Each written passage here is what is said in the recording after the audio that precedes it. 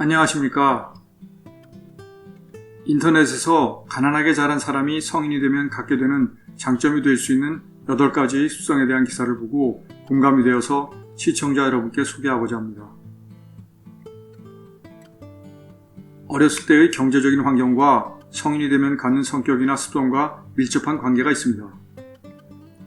즉, 가난하게 자란 사람이 성인이 되었을 때 부유하게 자란 사람들과는 다른 두드러진 습성을 갖게 되는 경향이 있다고 알려져 있습니다.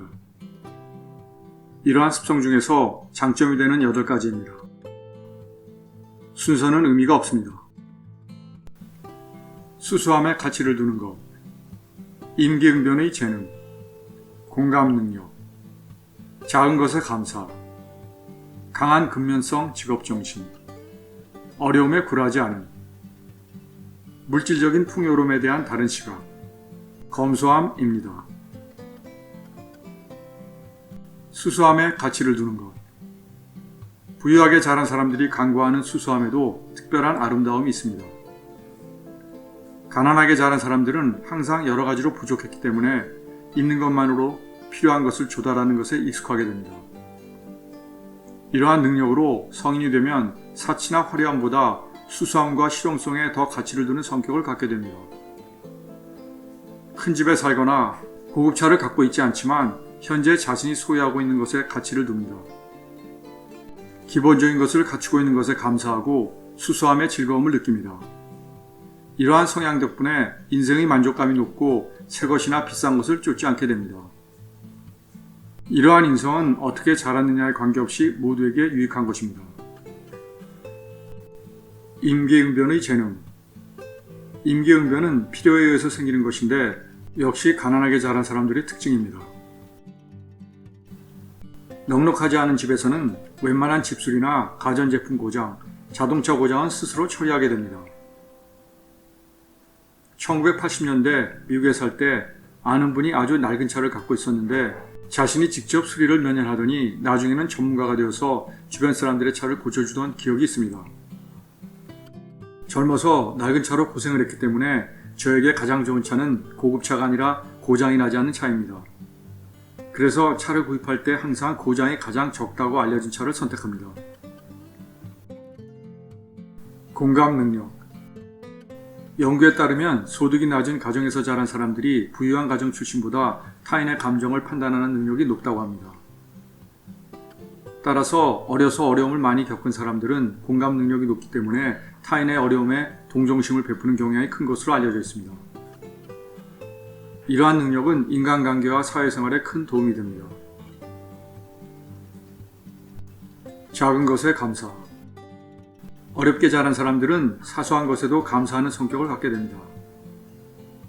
작은 즐거움에도 큰 행복을 느끼고 행복이 물질적인 것에서 오는 것만은 아니라는 것을 잘 인식하게 됩니다. 화창한 날씨, 독서, 가벼운 아침 식사, 친구들과 함께하는 시간 같은 것들에서 행복을 느낍니다.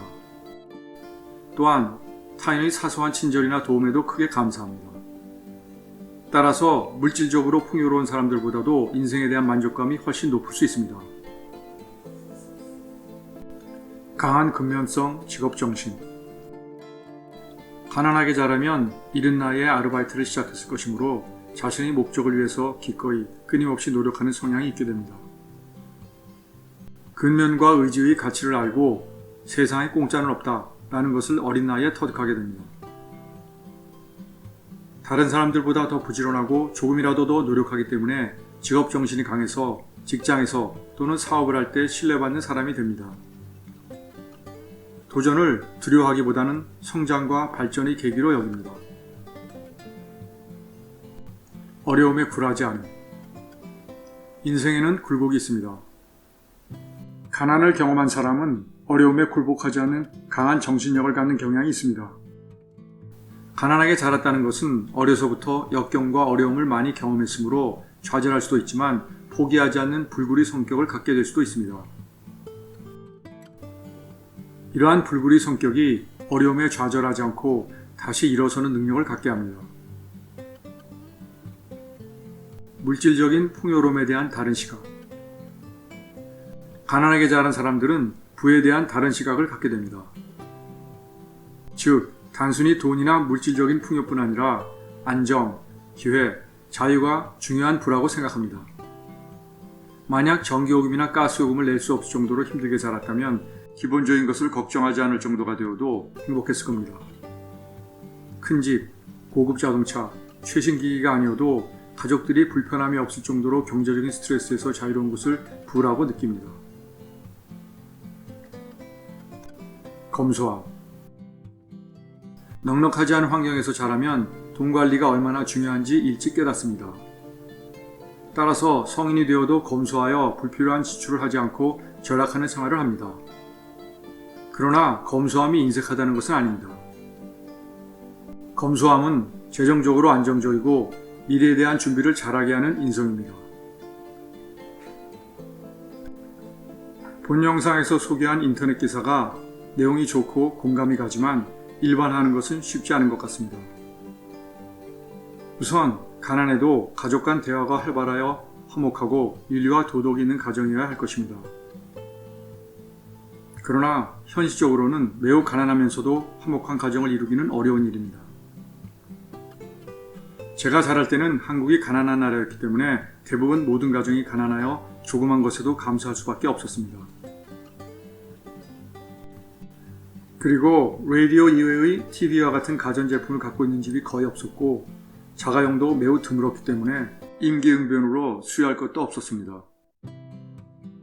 모두가 가난해서 불평할 여유도 없었고 하루하루 열심히 살아왔기 때문에 대부분 건강한 가정을 이루게 된 것 같습니다. 그런데 2020년에서 2022년 3년의 평균 행복지수 국가순위를 보면 최상위 20개국 대부분이 선진국입니다. 반면에 대한민국은 57위로 젊은 대통령의 범죄와의 전쟁으로 지금은 나아졌지만 전통적으로 범죄율이 매우 높은 52위의 엘살바도르, 살인적인 인플레이션으로 경제가 어려운 52위의 아르헨티나, 가난한 54위의 우즈베키스탄보다도 낮습니다. 그러나 저는 개인적으로 한국의 행복지수가 낮은 것을 오히려 장점으로 봅니다.